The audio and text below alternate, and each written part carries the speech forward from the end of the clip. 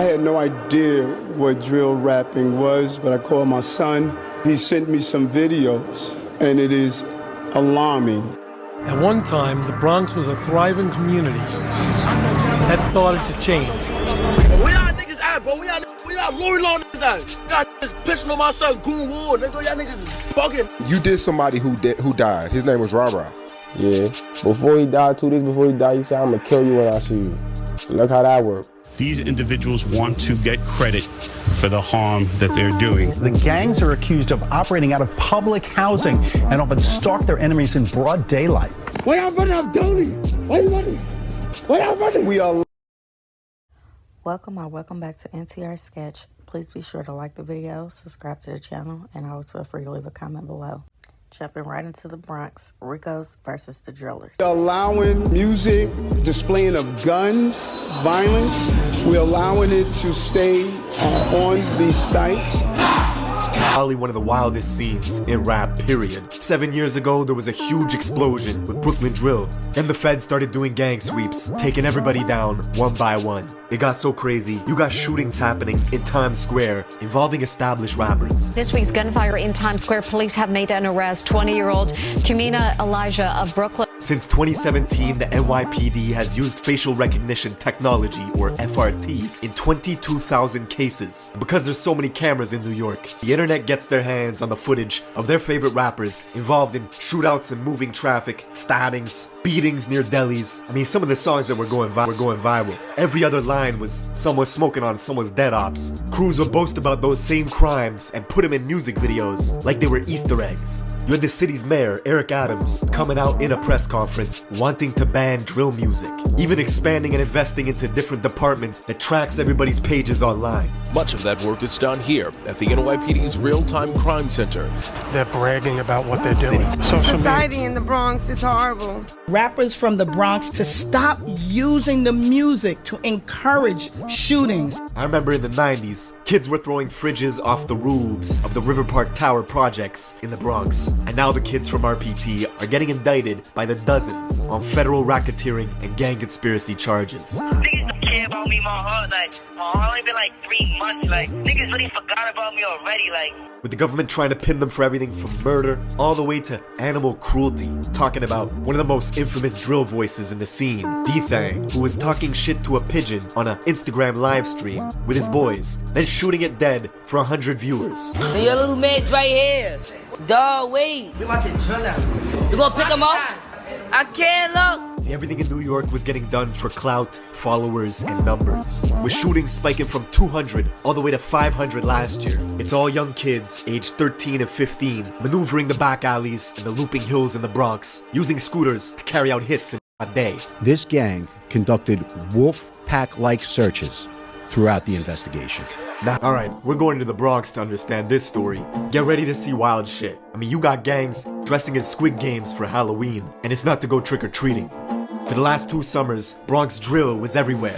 On TikTok, radio stations, you got 3 to 4 sets of different cousins, blood-related, all established rappers, beefing with each other because of block politics. Both of them are your cousins. Everybody's like, wait, hold up. They cousins, they're going at it, but he's cousins. Can't wait to see Auntie now. Huh. Because y'all are family, technically, could you ever see all of y'all reconciling? Nah, I don't think so. Wow. The music in the Bronx is super high energy, sometimes too high. The Bronx has the biggest dropout rate in all of New York, and it's becoming a problem. You got kids going to school in rival territories, with different campuses getting metal detectors in them to squash gang shootings. Jelly! OIK, you heard? This, of course, is the rapper Shy K, with 100 million views on YouTube in 2 years of rapping, coming out of the Cortlandt projects in the South Bronx, aka home of extortion. In 2009, the Cortlandt homes was subject to a police sweeping called Operation Bad Apple, which took down 52 people for racketeering and gang conspiracy. The NYPD even went on to build a police building right across the street from the projects called PSA 7, even though a precinct and a Bronx borough court are literally a few blocks away. Cortland's home to popular rappers like B-Love, even hopping on Instagram lives at 12 years old saying directly to a YG kid named Wulati that he was gonna spare him. What's up, Via Wulati? Huh? Yo, he said what's up, Wulati. I know. I'm not gonna jump you, I'm gonna jump Nooks. 5 years later, Wulati would get murdered. Is an infamous Bronx-made gang which started in 2003 in the Mahaven houses and the Patterson houses, just 10 minutes away from Cortland. Two detention centers in the Bronx, Horizons and Crossroads, are breeding grounds for gang recruitment, and the YGs were formed to combat the overwhelming numbers of Bloods in adult jails like Rikers Island.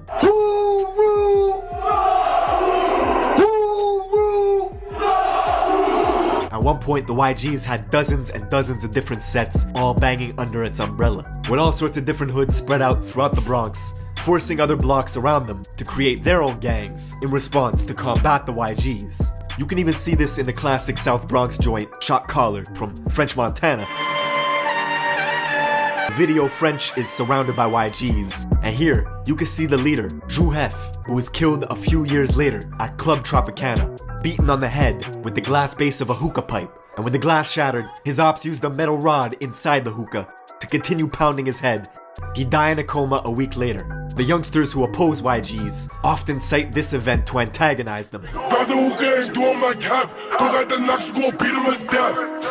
YGs were notorious for violence themselves. Locals remember a horrific event that took place on April 16th of 2012, when a gang of YGs were drinking liquor on a hazy night, discussing who was the toughest in the crew.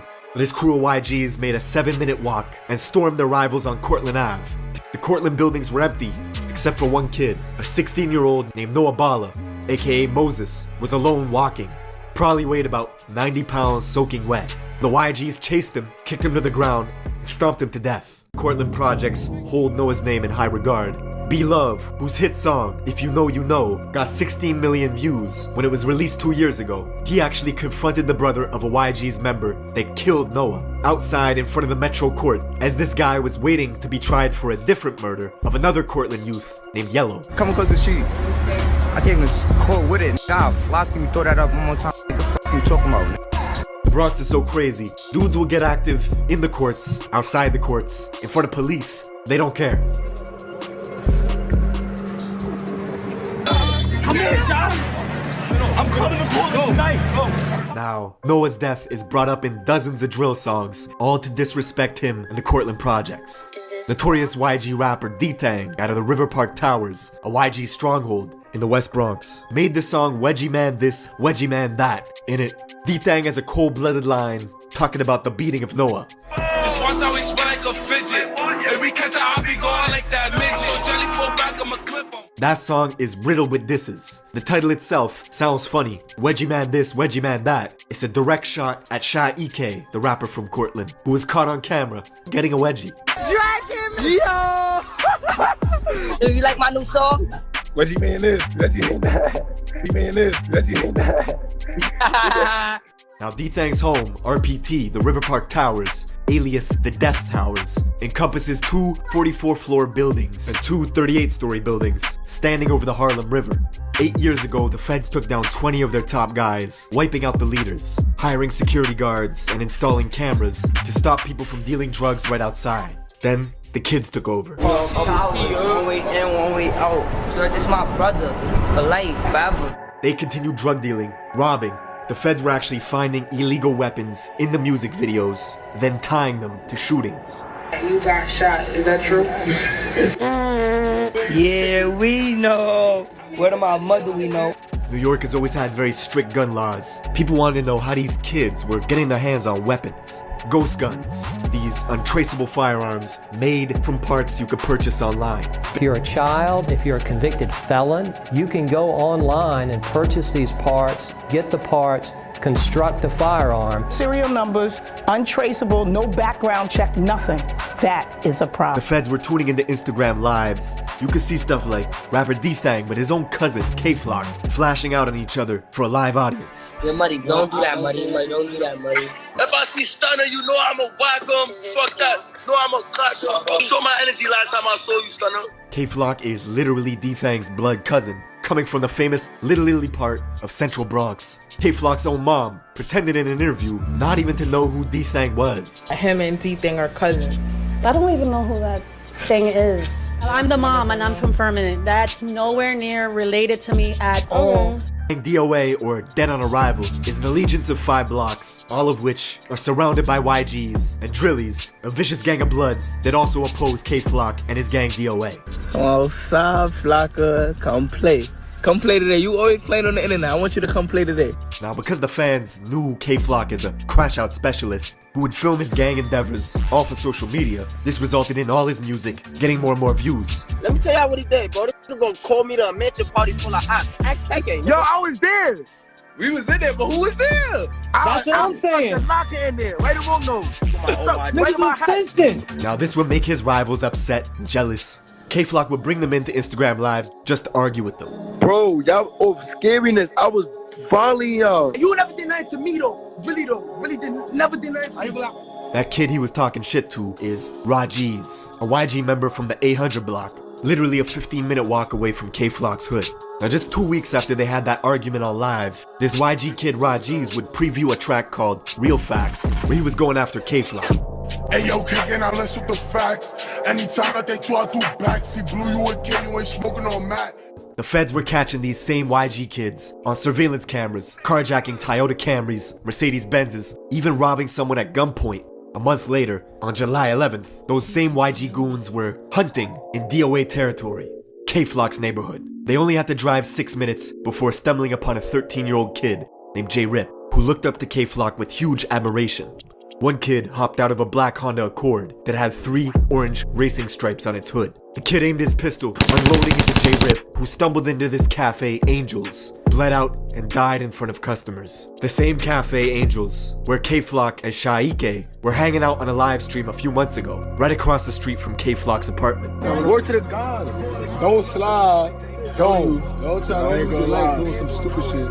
Word of J-Rip's murder got out quickly that day. Rajiz, who was on live with Flock a few months prior, was now on social media mocking J-Rip's death. 7 hours later, Jay's friends went off to retaliate. They found Rajiz in a private Uber on the phone. 2 shooters on a scooter pulled up next to him, opened fire through the window, hitting him in the head and torso, killing Ra instantly. And all this happened in Mount Hope, a mile out from J-Rip's murder scene earlier that day. Ra's family learned about his death from a friend who was on the phone with him at the moment he was killed. Revenge does not heal losing loved ones, but Flock's fame was exponentially growing. He got an offer for his very first show, upstate in Poughkeepsie, 2 hours out of New York City, where locals targeted him right away.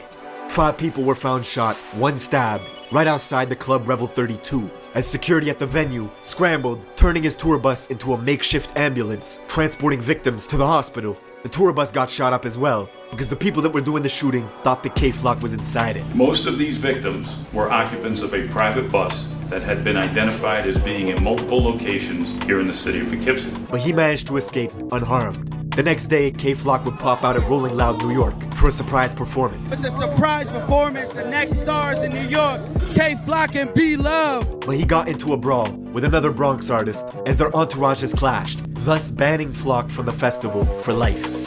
But all this beefing just boosted his profile. That same night, he would drop the song Being Honest with G Herbo, which now has 25 million views on YouTube. It was like K-Flock was on top of the world, but he was still doing drills. 6 days later, he was in a rental car with his boys, driving to his cousin D-Thang's building, the River Park Towers, spotting an op, shooting them on the Roberto Clemente Bridge. You'd think it would stop there, but no. The next week, undercovers pulled K-Flock over in Yonkers, finding a gun in his sock, which if you know New York laws, carries a 3 to 5 year sentence. The very next day, he was bragging about buying a new gun. You're thinking this might stop, and it will. Getting close to Christmas, on December 16th, 2021, K-Flock walked past the barbershop in Harlem early in the morning, had a standoff with this man, pulled a pistol out, and shot him dead. The rapper in the city with the most buzz, caught on surveillance video, wearing designer clothing from head to toe, shooting a rival. And the shoes he's wearing in surveillance video that day are the same unreleased Jordans he was showing off for social media just a few days before.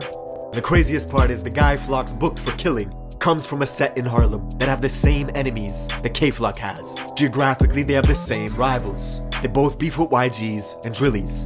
Flock began beefing with this set in Harlem called the OIs because one of their rappers, E-Dot Baby, was seen at a party smoking on Instagram Live with some YGs. Yo, this shit, why do this shit got 300 views? So Flock turned on them, gathered his posse, and made one of the coldest Bronx drill songs yet, called Brotherly Love, riddled with disses towards this Harlem set, the OIs. I catch a funny gon' knock off his whole niggas talking fuck he wanna do. Oh, he chill with them. Shy-E-K, the rapper from Cortland, would side with E-Dot Baby, so in turn, he would start beefing with Flock, and Flock would start beefing with him, both of them releasing diss tracks, with Flock saying he was smoking on Shy-E-K's dead father.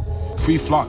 All y'all niggas music is doing bad now. Y'all need him, but free him, cause you know what he's gonna do. He gonna be the 5th dead DOA member. Interestingly, just minutes before Flock pulled the trigger at that barber shop, killing the man, he had logged onto FaceTime to talk directly to his rivals, brandishing his gun. And he was filming at the exact same stoops where E-Dot Baby, the rapper from Harlem, had filmed a music video 1 year prior called Ready for War. Slowly, one by one, the Bronx was following the Brooklyn scene, with all their rappers getting wiped out by police indictments. 5 months later, the Drillies would get taken down in a massive RICO case, booking 20 people for murder, conspiracy, racketeering, and gang activity. Not even a month later, D-Thang, along with 22 of his guys from RPT, would get swept up as well. Then if you thought the scene wasn't toxic enough, 6 months later, the young rapper from Harlem, E-Dot Baby, would commit suicide, which has fans still wondering to this day why that happened. Fast forward to this year, February 2023, and K-Flock, who was already sitting in prison for murder, would be one of 7 DOA members named in a federal indictment spanning from 2017 all the way to 2023. This is the New York drill scene in a nutshell.